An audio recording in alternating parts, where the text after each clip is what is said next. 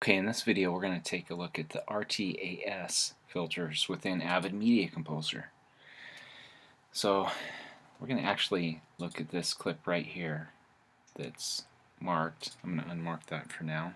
I'm going to hit the G key to clear that, and we're going to turn off the video, actually this audio as well, because we're just going to look at this clip right here. You already know that there's these controls here that we can turn on the waveforms. We can adjust our clip gains, volume, pan with these tools on the top. This will allow us to turn on our solo, so we could solo this channel, this track alone, and not these. So we can actually just isolate that level of dialogue and everything for us. Sorry I'm late. My mom and me are... So if we didn't have that, we'd hear everything. Sorry I'm late. So we're going to go ahead and solo that. And in other versions of Avid Media Composer, you actually had to go into your effects and into your audio, into your RTAS. And you don't have to do that now. What we can do now is actually, we'll go and I'm going to work with this clip right here. So we'll go over it and we'll mark the clip. So we have that. And then you can just go and click on one of these 5 boxes and the RTAS tool will open up.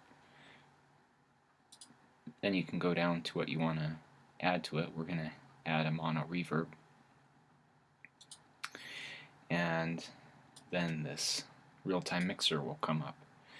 So what's important to note is that when you add one of these RTAS filters here, it's going to affect everything in this entire track, which is great if you want to add an effect to all the clips, but it's not so great if you just want to affect this clip. So I'll show you a workaround to that in a minute, but right now we're going to take a look at this. So now that we've got this selected, we can hit the Alt-6 key and it will actually play around this area that we have selected. So you can hear that that's very roomy. So we're going to go and click on the room size and pull it down. That'll be good. Sorry I'm late. And we can adjust any high frequencies, low frequencies, Sorry I'm late. anything like that. Can trim off our reverb time. Sorry I'm late. My mom and me are But again, that will basically affect all these clips down the line. So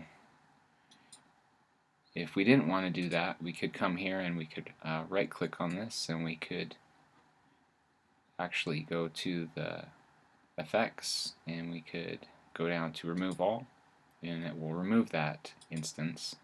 So what we can do so that we don't add it to this entire track is we can actually create a new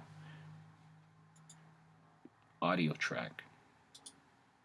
Now that we have that audio track created, let's actually make sure that this one's not soloed. We'll solo this track. We'll use our red segment tool. We'll just drag down this one track. And now we can actually add to this track alone and not affect everything else. So we can go down, open up our RTAS tool, and go into insert the reverb. Let's hit our Alt-6 key to play around. Set it. Let's grab this and bring it around. Sorry I'm late. My mom and me are Okay, well, you get the point. We can apply these to an entire track, or we can do it discriminately to a clip as long as we create our own track for that clip. And that's it. Hopefully you understand the basics of the RTAS audio filters.